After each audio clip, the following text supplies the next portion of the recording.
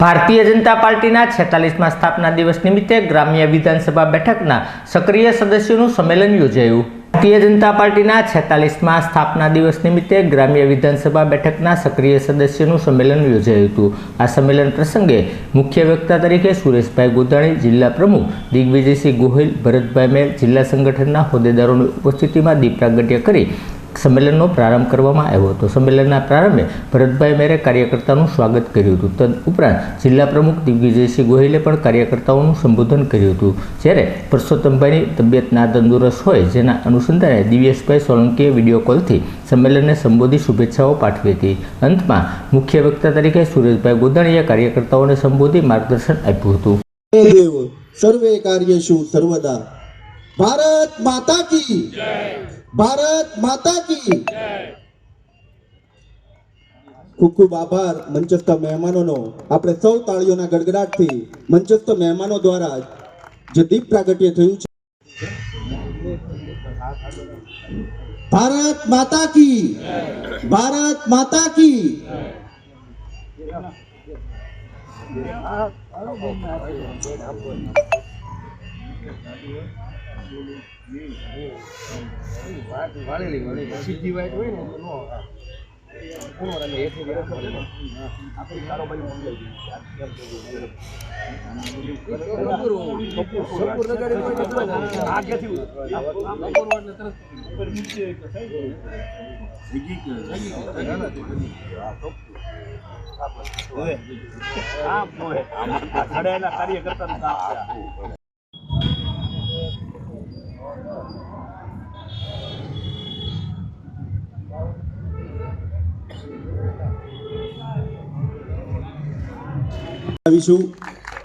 આજે ભાવનગર ગ્રામ્ય વિધાનસભાનું સક્રિય સદસ્ય સંમેલન કિસાન મોરચાના પ્રમુખ અભેશનભાઈને વિનંતી કરીશ કે તેઓ નારુભાઈ ખમણનું પુષ્પગુચ્છથી સ્વાગત કરે।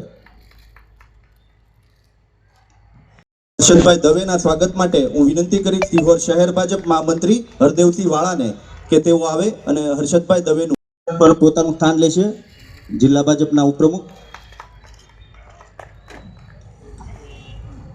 ત્યારબાદ ઘોઘા તાલુકાના મહામંત્રી કે તેઓ રાજુભાઈ ફાળકીનું પુષ્પથી સ્વાગત કરશે। ખાસ આપણા વિધાનસભા સીટમાં વક્તા તરીકે પધાર્યા છે એવા સુરેશભાઈ ગોધાણી। ભારતીય જનતા પાર્ટી સંગઠન એ આખા વિશ્વનું એક મોટામાં મોટું સંગઠન છે અને પુરુષોત્તમભાઈ સોલંકીએ હંમેશા પાર્ટીના નાના મોટા ગમે એવા પ્રશ્ન અને કાર્યમાં હંમેશા સહભાગી બન્યા છે। આજરોજ એમની નાદુરસ્ત તબિયત હોવાના કારણે એમના પ્રતિનિધિ તરીકે મારે આપ સૌની સમક્ષ ઉપસ્થિત થયેલું છે।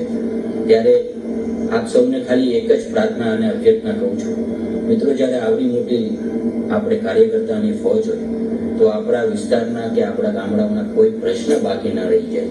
આપણા નાના મોટા કોઈ પણ પ્રશ્ન કે આપણા લોકોના જે પ્રશ્નો હોય એ અમારા કાર્યાલય સુધી અમારા સુધી પહોંચાડજો।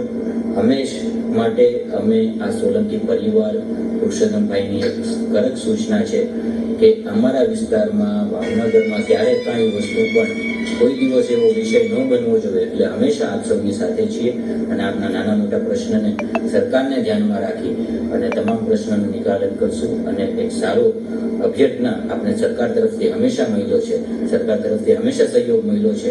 ત્યારે આગામી દિવસોમાં આપણા વિસ્તારના ખૂબ સારા કામ થાય એવી આપ સૌ પાસે પ્રાર્થના, અભ્યર્થના આપ બધાને મારા અને ભાઈ શ્રી કૃષ્ણભાઈ સોલંકીના સીતારામ।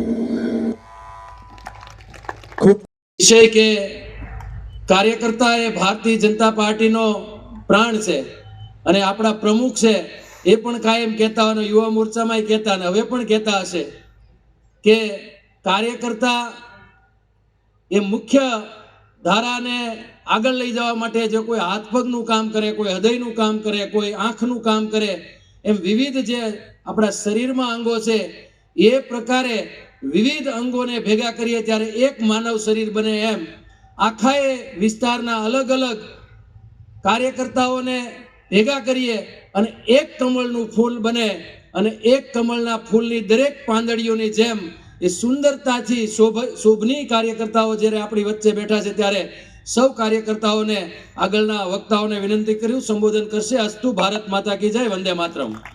ભારતીય જનતા પાર્ટીની સ્થાપના, ભારતીય જનતા પાર્ટીમાં આપણે શું કામ કરીએ છીએ? આ 20 વર્ષથી ભારતીય જનતા પાર્ટી દેશની અંદર આવડી મોટી રાજ્ય સત્તાની અંદર બેઠી છે. આ અનેક વિષયો આપણને મારા પરમ સ્નેહી સુરેશભાઈ ગોધાણી વાત કરવાના છે. મિત્રો, ભાવનગર ગ્રામ્યની વાત થાય. ભાવનગર ગ્રામ્ય એક એવી વિધાનસભા છે કે 4 મંડળ એની અંદર અપેક્ષિતતા થતા હોય છે.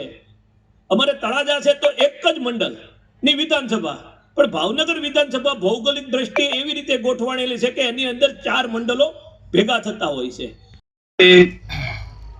હમણાં વાત થઈ એમ કે 2 થી લઈ અને કરોડોની સંખ્યામાં વિશ્વની મોટામાં મોટી પાર્ટી જ્યારે ભારતીય જનતા પાર્ટી હોય અને એના આપણે પદાધિકારી હોય એટલે આપણે ગર્વ પણ છે. ભારતીય જનતા પાર્ટી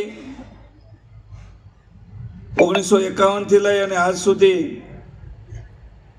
પાર્ટીનો ઇતિહાસ અને વિકાસની વાત મારે ટૂંકમાં આપણે વચ્ચે કરવાની છે. ત્યારે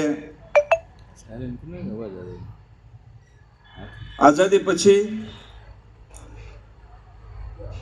1857 થી લઈ અને 1947 સુધી 90 વર્ષના સંઘર્ષ પછી આપણને મામૂલી આઝાદી પ્રાપ્ત થઈ છે.